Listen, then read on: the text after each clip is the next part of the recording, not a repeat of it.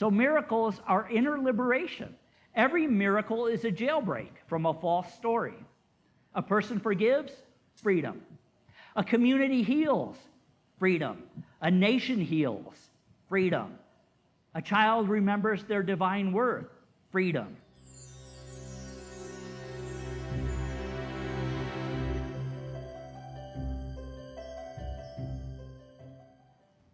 Thank you, Bill and our Soul Shine band. You do amazing things, all of you. You pick the perfect music to go with the lesson every single time. And a lot of times, Bill especially doesn't really know what I'm going to be talking about, but you nail it, always. It's a miracle! Which is what we've been exploring. Yes, give our whole team a hand, including Bill, for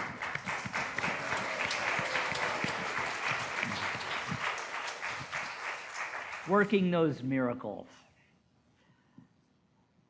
And speaking of miracles, before we get into our talk today, I'd just like to clarify something because somebody asked me about it, and I thought, yeah, that is something we need to clarify.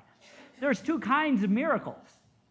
There are the miracles of the unexpected, the unknown, that we aren't focused on.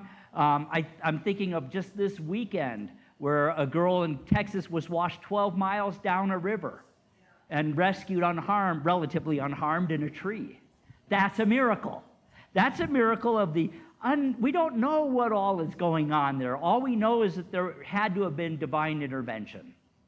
But then there are also the miracles that we create, that we make happen consciously. Those are those things that people tell us cannot be done. And there's a great, powerful freedom when we can step into that consciousness. So let's review a little bit. Over the past few weeks, we've been exploring miracles, not as rare and explicable events that are reserved for a chosen few prophets, saints, and messiahs, but we're exploring them as natural outcomes of a spiritual life in harmony with divine mind. That is truly what it's all about. Not just miracles, that's what unity is all about. That's what life is supposed to be all about. We've talked about how imagination is the starting place for all of creation. If we want miracles to occur, we have to have a picture of that miracle, an image of it in our imagination. Now, we don't have to be locked into how it unfolds. That's Spirit's job. But we have to create a vision to build upon, knowing that probably whatever will manifest will be greater than what we are imagining. Miracles begin when we allow a greater truth to unfold through us. And we've learned that miracles are not for the lucky, they are for the willing. Yes. Let's try that again. Miracles are not for the lucky, they are for the willing. Much better. Yes. And we are willing to be a channel for miracles to manifest. And then last week we talked about what it's like to be in the energy of miracles. We have to get into that vibration. We have within us something called the reticulated I can't say it. What is it? Reticular activating system. That, yes. Chuck and Novella know it. Anybody in mental health can say it. Anytime I say reticulate, I think of pythons. There's a reticulated python. But what that is, that's the part of our being that allows us, that energizes us for fight or flight if that's necessary, but also for getting into the energy of creation itself. What is it we want to manifest? What miracle do we want to create? We have to be in the energy of it. We have the picture, now we give it force, we give it life, we give it energy, and we activate that, I'm going to say RAS because it's so much easier to say, and it puts us in that vibration. It allows us to be a channel through which the miracle can manifest. And so today, then, we continue our exploration of miracles leading up to our visit by Kimberly Braun, who wrote this book. How many of you are reading this? We still got some left, guys. This is a phenomenal book. It will change your life. Even more than the Bible. Nope. I got away with it. Whew. I'm serious. I'm not putting the Bible down, guys. That is our primary textbook. But really, there's other things we can learn and move and grow through and take in and recognize that the vast storehouse of knowledge is unlimited. So if you haven't got the book, we have it for sale in the back. So today we're going to get into that energy of that freeing power of miracles and how it not only frees us, but it creates an energy of freedom for everyone around us. We're not exploring miracles as far-off interventions from some deity up in the sky. We're talking about something far more radical and far more real, the freeing power of miracles. When we're in that energy, what are we freed from? We find freedom from fear, freedom from lack, freedom from limitation, freedom from anything that tells us we are less than divine. Kimberly Braun in the book wrote this: miracles are not interruptions of life, but the unveiling of what has always been true. They've always been true. The miracle we are seeking, whether it's a miracle you are seeking as an individual, whether a miracle we are seeking as a community, whether a miracle the race of humanity is seeking, it's already true in spirit. It's already there, just waiting for enough channels of willing people to manifest it. So let's unveil this truth together. What does freedom really mean? We've heard the saying by Jesus that you shall know the truth and the truth shall set you free.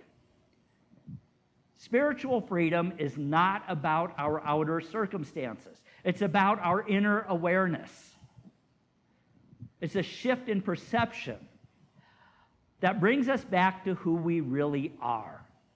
We really are miracles manifesting, and we are miracle manifestors. We have two roles. Kimberly in her book writes, freedom is not won through force or control. It emerges when we step into the naked light of our true being. That's the title of the book and the title of the workshop she'll be doing in a couple weeks. Miracles in the naked light. What is that naked light, though? That naked light is miracle state. And when we remove the coverings of fear, of doubt, of false beliefs, and simply be the light that we are. Jesus said, you are the light of the world. And I believe the reason so many people cannot see their own light is because we've been told for hundreds and maybe thousands of years that who are you to be brilliant? Who are you to be bright? You are a miserable sinner. That's what we've been told. I'm here to tell you none of that is true. You are the light. You are here to shine. And it's time we stepped into that awareness. It's time we shared that message with the world. That message which Jesus taught us, which the Buddha taught us, which Muhammad taught us, which so many other teachers taught. And yet, it's been quashed through the years. We become immersed when we don't see that light. We become immersed in a consciousness of lack, a consciousness of fear, which manifests in the outer as much of what we see happening in our world, in our nation today. But that's happening outside of us. It does not determine what we create within us. And if we're going to change the world, we have to start where? Inside ourselves. It has to start within. Therefore, it has to be able to come through us. And when we're in that awareness, when we're in that consciousness, we discover something. We discover that there's no such thing as lack. If we open ourselves truly to it, we understand that we're not lacking anything, not as individuals, not as a nation, not as a spiritual center, and that is the truth. I love what Edwene Gaines said once. Those of you who knew Edwene Gaines know that she was a powerhouse. She didn't mince words. So I'm going to quote her directly because I agree with her. Lack is a lie. It is not a spiritual reality. It's an illusion of separation. Remember Jesus? He said, you live in the kingdom. The kingdom is all around us. We're in it. And there is no lack in that kingdom. We live in an illusion too often. Charles Fillmore said there is no reality in lack. God is a universal mind of inexhaustible supply. And Kimberly echoes this in her book when she says, there is always enough love, enough insight, enough time, enough grace. The miracle is in remembering that. That's the miracle. So let that sink in. The miracle is remembering. When we remember who we are, whole, divine, connected, we stop asking for miracles and start living from miracles. Do you hear the difference? We stop asking for miracles and we live from miracles. This weekend was all about independence, celebrating our independence. And if you think about the Declaration of Independence, it was a bold statement that said, among other things, all people are created equal and endowed with inalienable rights. There, whew, I said it. But what did that mean? That was especially then, and even I think now more, that's a lofty goal that we have not yet hit. But let's take a look at that at the soul level. What does it mean? Well, it means that we are free from a belief in lack. We are free in spirit. We are abundant, whole, and divinely sourced regardless of anything. It's not dependent upon your religion or your nationality or where you come from or who you love. That's a universal statement of truth. So I'm going to say this, and you can say it with me. I declare my freedom from belief in lack. I am free in spirit. I am abundant, whole, and divinely sourced. And those of you who have the app, that's in there. Kimberly wrote this: every miracle is an invitation to live unbound, to drop the narratives that tether us to the small and soar. That is when we do the amazing things that Bill sang about. When we drop those things that tether us to the small. So today we let go of that. We choose the miraculous.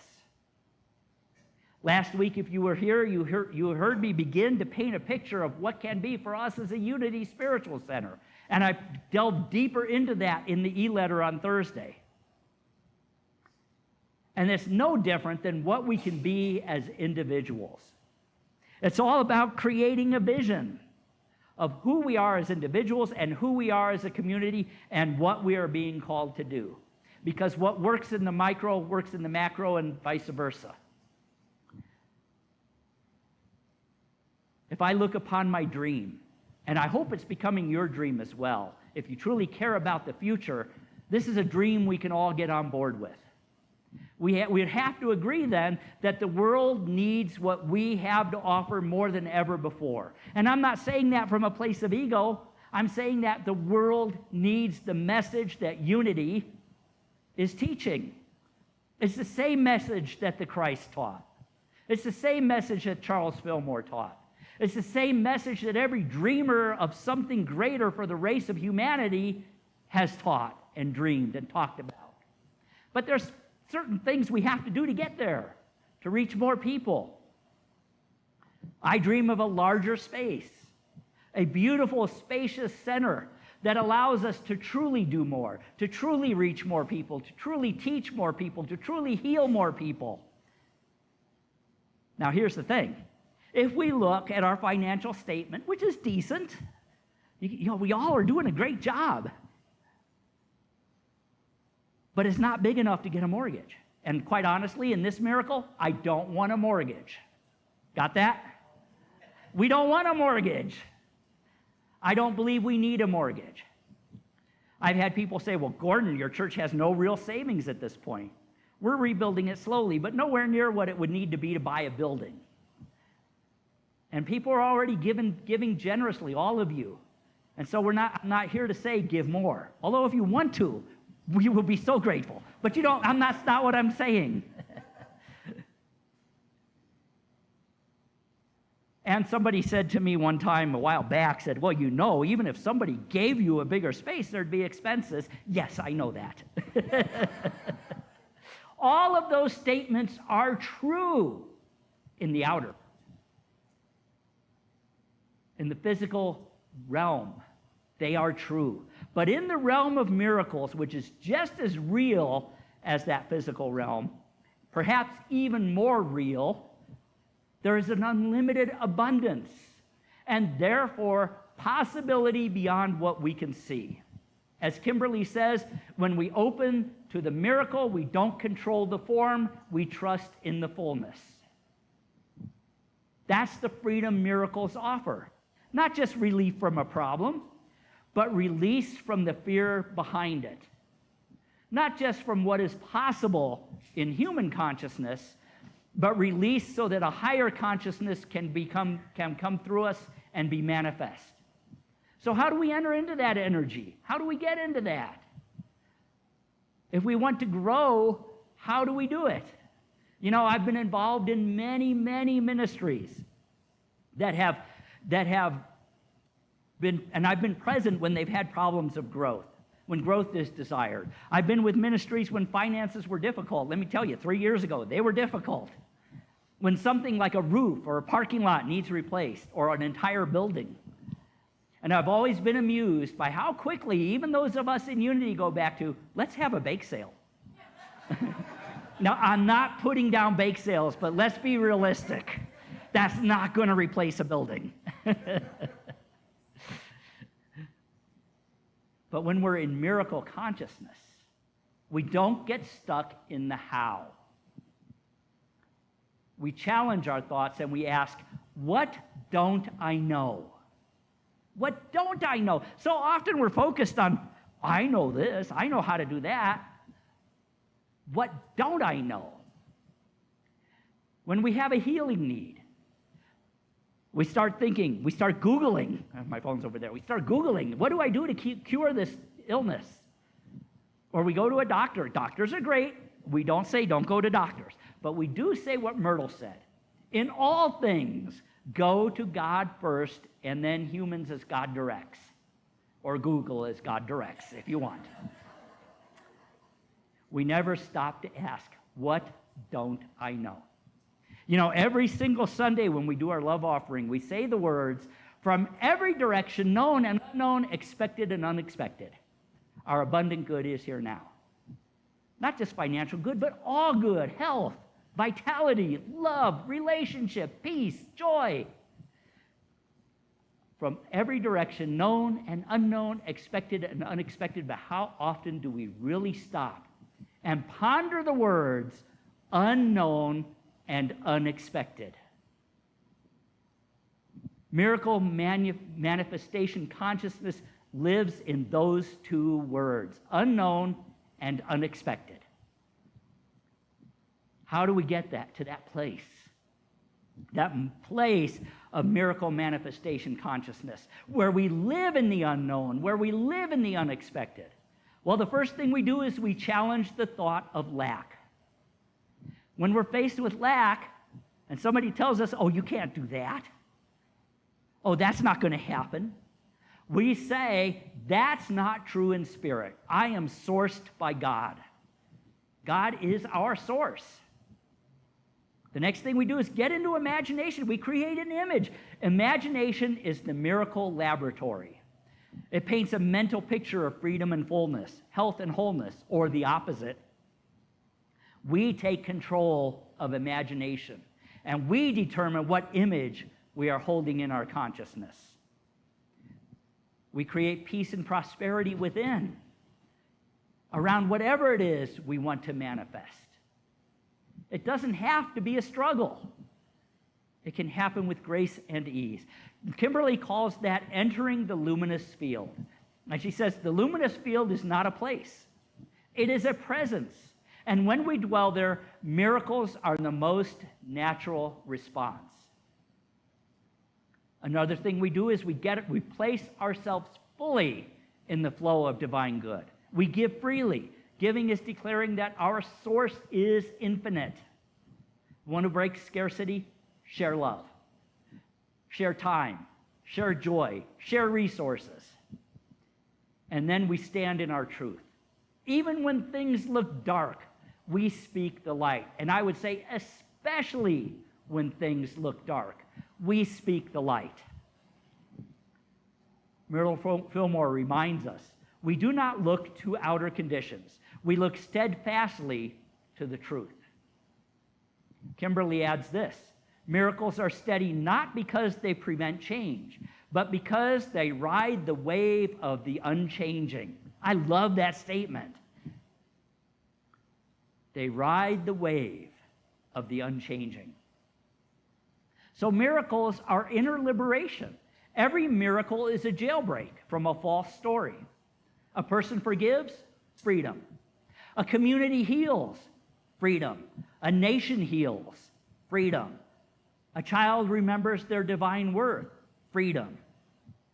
As Kimberly says, the real miracle is not what shifts outside of us, but the recognition that we are not trapped within ourselves.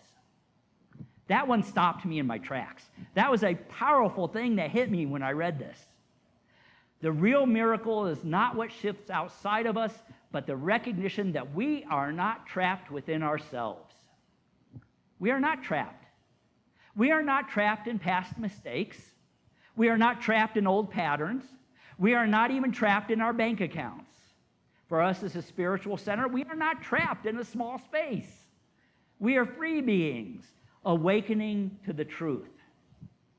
So let's vision together. Let's ask ourselves, what if Unity Spiritual Center becomes a miracle magnet? What if Unity of Spiritual Center becomes a beacon for freedom in Albuquerque? What if people felt the light just stepping onto our grounds? What if healing became expected and wholeness became normal? Now, what if we stop what-ifing? Stop asking for miracles and start being the miracle. Start becoming the miracle. Let that be our sacred mission, to be the miracle that sets others free. Jesus talked about the freedom that comes with this. When he performed a miracle, he didn't do it for show. He did it to awaken people to their own divine potential. He freed the outcast. He freed the fearful. He freed those stuck in their thinking. And he did not say, I alone am the light.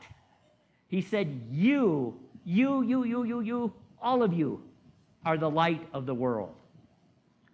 And Kimberly echoes this. The naked light is not Jesus alone. It's in all of us, waiting to be remembered, waiting to be embodied, and waiting to be shared. So let's remember. Let's embody. Let's share. You know, Independence Day, there's always something that stirs, something powerful in the air. And it's because of what we are as a nation are experiencing that is becoming more visible. Sometimes, in the most chaotic and darkest of times, the light becomes more visible. And if you're looking correctly, if you're putting your attention on what can be, because that's what already exists in spirit, you see beyond appearances. We see communities coming together. We see people standing in their truth. We see a greater good unfolding. Now, that doesn't mean we don't see the darkness. But when we see the darkness, what are we doing? Oh, that's a place that needs light. It's an invitation for light. It's becoming more visible. I believe humanity is in the midst of a great awakening, an awakening to a fuller freedom than we've ever had before. And it's not going to happen through politics. It's not going to happen through economies. It's not going to happen through technology. It's not going to even happen through science. It's going to happen in the awareness of our oneness, our unity. our empathy for one another, our ability to collaborate, our ability to dream, our ability to imagine, and our ability to be in miracle manifestation consciousness. That's going to be the catchword from now on, miracle manifestation consciousness. Because to be truly free, we know it's not just about flag waving or fireworks. It's a deep human yearning to be able to live life fully, to live boldly, to express divinely. Let me share with you a personal declaration of spiritual independence. And I'll say it and then you can say it with me. I am not bound by appearances. I am not stuck in lack. I am not who the world says I am. I am who God created me to be. I am free. I am divine. And I am ready to live a miraculous life. And I am ready to empower others to live a miraculous life.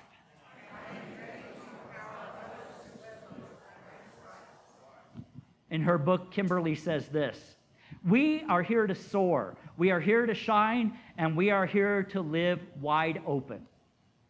So let's live wide open.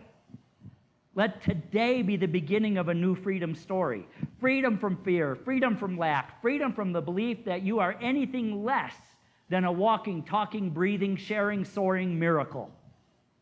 And may Unity Spiritual Center be a community of miracles, miracle workers, miracle empowerers. May we declare and demonstrate the truth for all people of freedom, abundance, and love. Let's hold that vision together and let's manifest a miracle. Thank you. Thank you, Michael.